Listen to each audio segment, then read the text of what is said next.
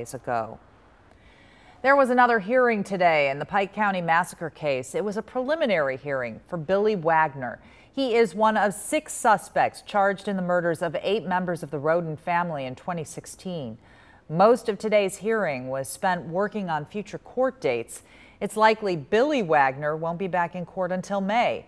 Wagner, his wife, and 2 sons are charged with the murders.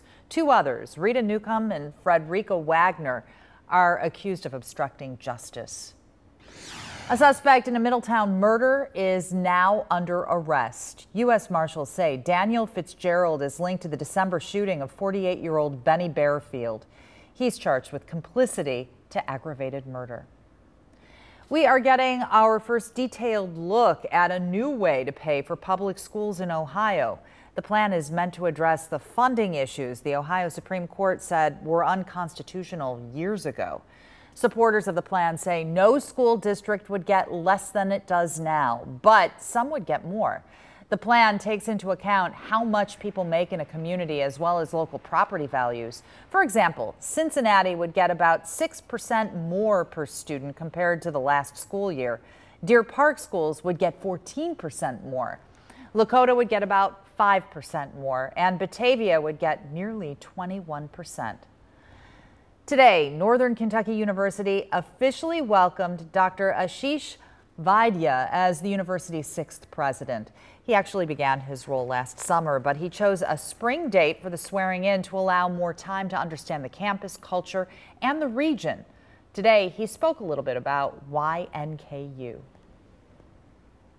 Back in the fall, I said what drew me to NKU and this region was the spirit of entrepreneurship and innovation, and a great tradition of civic and community engagement. The university's leading work on regional stewardship has deeply influenced me over the course of my career, and I wanted to be part of what NKU does next. The president went on to thank the staff, his family, and the students for being there to support him today.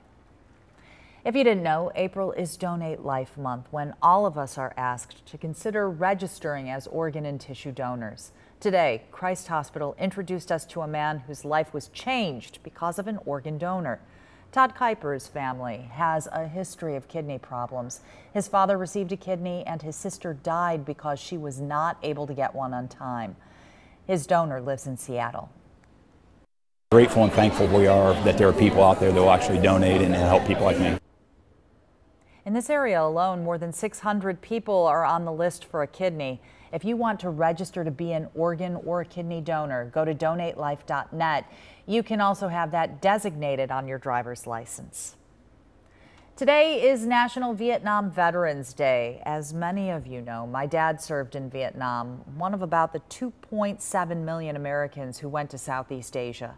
There are few more stark reminders about what this day is about than the Vietnam Veterans Memorial in Washington, D.C. The names of more than 58,000 men and women who did not come home are on that wall. More than 1,600 are still unaccounted for, and many who did return still mourn the loss of their brothers and sisters in arms.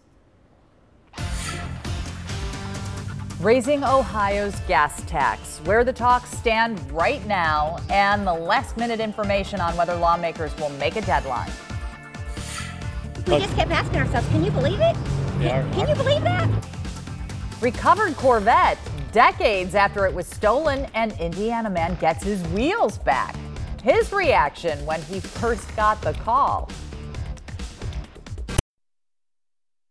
You're watching 9 on Your Side at 7.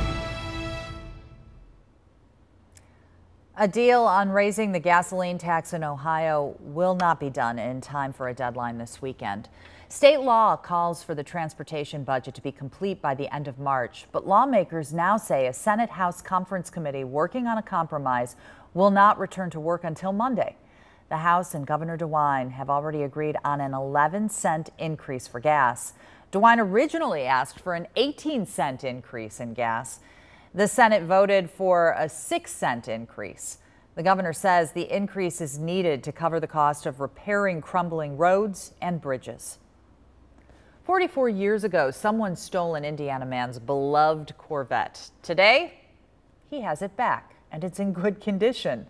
Rex Hatton's Stingray vanished shortly after he was married. He spent months and months looking for it. Then he gave up. Fast forward to 2019, and the family gets a call from the Ohio State Highway Patrol. The car had been found in Cleveland. We just kept asking ourselves, can you believe it? Yeah, Can you believe that? I've got a lot of friends that used to punk me over the years, and they did some good jobs punking me. Hatton says he did not believe the car had been found until he saw it with his own eyes. But he wasn't able to take it home right away. He had to work things out with the insurance company first. A helping hand. The dozens of out-of-town agencies helping fight the opioid crisis right here. How much they've contributed to helping our community. And prepare for rain. Steve has the timing on when it will arrive and how much you can expect. That is coming up on 9 on Your Side at 7. Stay with us. You're watching 9 on Your Side at 7. Washington is stepping up to help fight the opioid crisis in Ohio. 37 different federal departments have sent the state more than $350 million. That's according to the Bipartisan Policy Center. And Hamilton County is one of 4 counties taking the lion's share of the money in Ohio. Combined, Cuyahoga, Franklin, Hamilton, and Montgomery counties received more than 50% of the federal money for the 2017 and 2018 fiscal years. 9 on Your Side's Josh Bazan has more on what that money is doing. Hey, thanks for calling Brightview. This is Katie. Could I start with your first and last name, please? Katie Conrad has been working at Brightview for the past year. Some days it's busy from 7 a.m. until we leave at 7 p.m. She takes calls from patients who are struggling with addiction, something Conrad knows all about.